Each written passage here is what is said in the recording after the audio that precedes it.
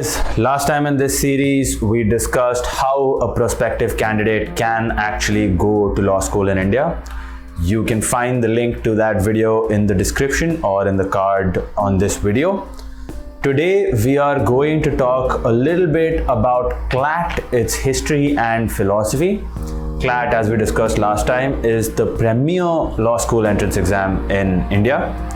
So without further ado, let's start. So the national law schools came a little late to the landscape of legal education in India. To start with, there used to be traditional non-specialized education, and as a result, there was a consistent worry that the quality of the bar is being lowered. Now, the bar in legal parlance refers to practicing lawyers in the courts. The bench is the judges, the bar are the lawyers.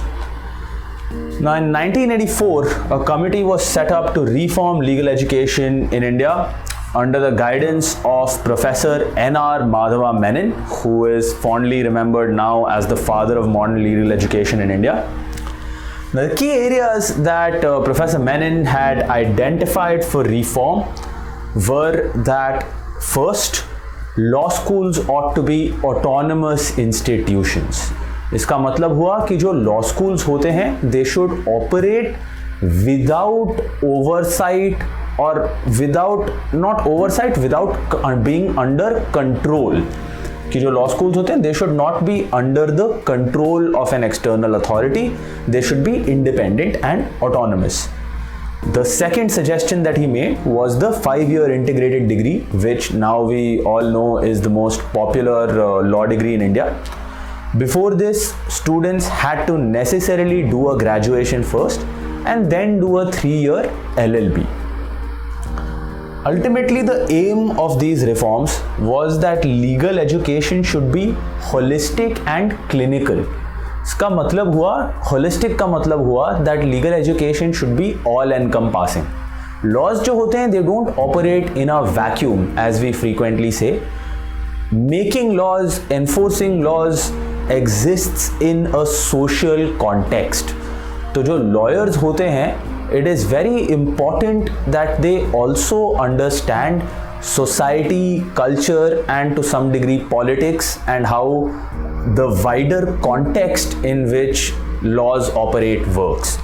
Clinical legal education means that the legal field needed some reform in order for it to actually train students for the real world. So another concern that existed was that students in law school, when they come out, they don't have the tools that they actually need for the real world, and they need to be professionally trained still. So another requirement of reform that was identified was this training for the real world, a clinical legal education.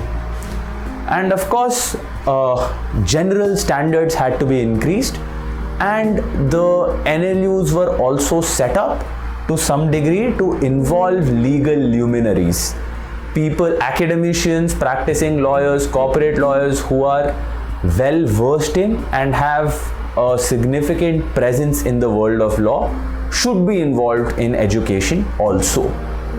So in 1986, after these recommendations, the National Law School of India University, pictured here, was set up in Bengaluru, that's NLSIU. It remains the foremost of the national law schools today. And in 1993, the P.V. Narasimha Rao government ushered in the new economic policy, which resulted in a great degree of economic liberalization. तो 1993 के पहले क्या होता था? The Indian economy had a lot of government interference. 93 के बाद liberalization हुआ, and liberalization होने के बाद 5-year program के graduates found themselves in ever greater demand. So the contemporary situation arose after these reforms, where deregulation in India meant everybody needed more lawyers to help them navigate the Indian legal landscape. And national law universities now are being set up in every corner of the country. So we started with just one, and now we have more than 20 NLUs. More are still planned. The aim is that every region of the country should have at least one NLU, ideally more. So places like Maharashtra, for example, now already have 3 national law schools in a short space of time. In fact, when I had gone to college, there were no national law schools in Maharashtra. तो जो NLUs की demand है, it's increasing every day. Clinical legal education की demand is increasing every day, and as a result, the government is committed to setting up more centers of excellence. Now, the CLAT exam was born in the year 2008. Almost 20 years after NLSIU had been established. At this point, there were maybe 7 or 8 national law schools, and students had a lot of difficulty because her NLU जो था autonomous institute था और अपना खुद का entrance exam hold करता था. So students obviously were under a lot of stress, under a lot of difficulty. They had to go write a separate entrance exam for every national law school. And finally, in response to a PIL, the Supreme Court said no, there should be a common exam, and the CLAT exam was born. Now this CLAT exam though was it was carried out in a very ad hoc manner, in a temporary manner. कोई permanent body नहीं थी इसके लिए, और responsibility for CLAT used to rotate. So every national law school in order of seniority would take up the mantle for holding CLAT. So the first one was NLSIU, second CLAT was Nalsar and Hyderabad, third in NUJS Calcutta, fourth in NLIU Bhopal, and so on and so forth. Now this also led to another problem, and that is the problem of CLAT controversies. Because there was no standardization, there was a high degree of ambiguity in the CLAT exam. There were situations where official answer keys had controversial answers. There were a lot of other situations where questions were framed poorly. So a lot of CLAT controversies arose as a result of this ad hoc system of CLAT. Finally, in 2018, Bengaluru में एक permanent CLAT secretariat setup किया गया था.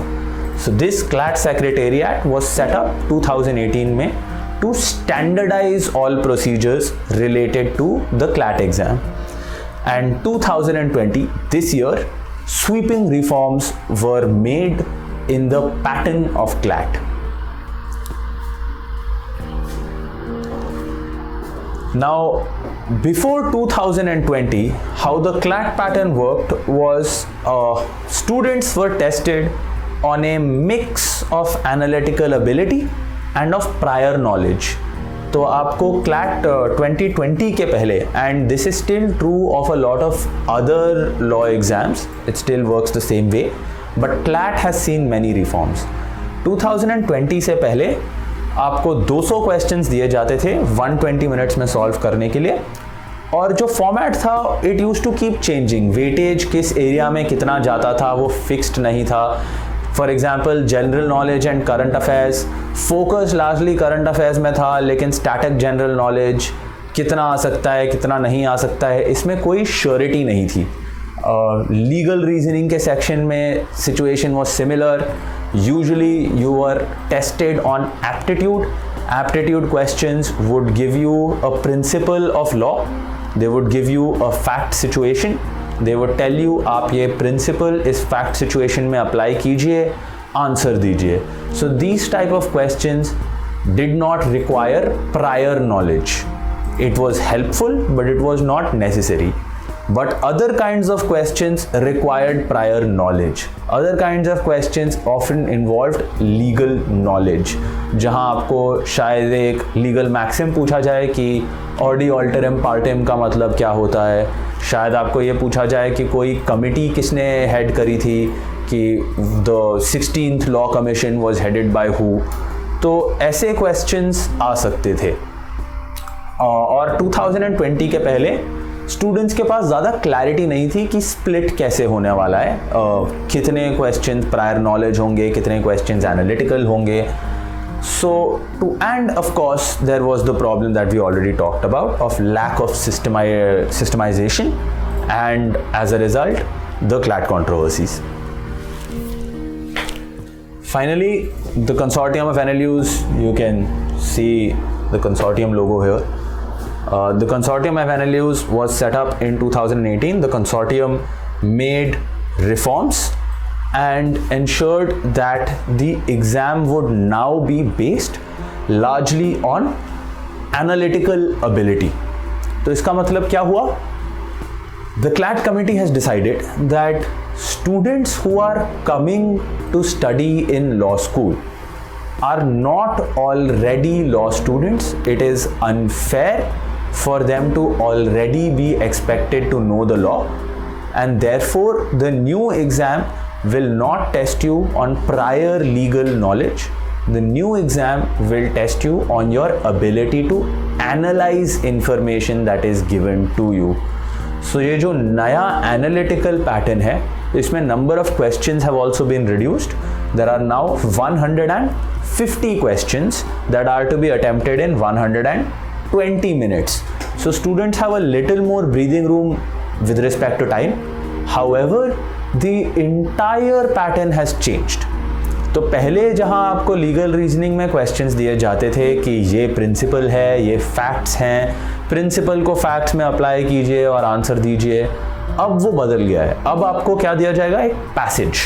You will receive a 450 words approximately का passage, and from that passage it is the job of the student to isolate the principle. जो principle है वो passage में कहीं एक लीगल प्रिंसिपल होगा, 2, 3, 4 भी हो सकते हैं।